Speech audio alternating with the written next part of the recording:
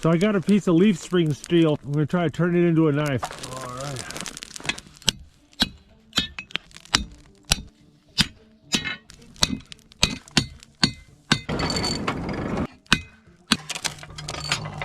And it'll still work, it's just gonna be a lot more work.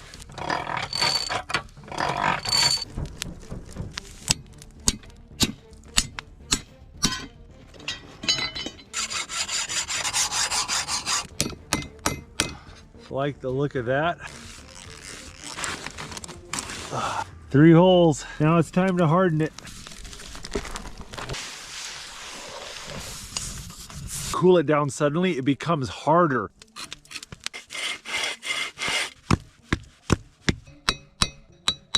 There we go. Well, it's not exactly razor sharp, but I got an edge on it.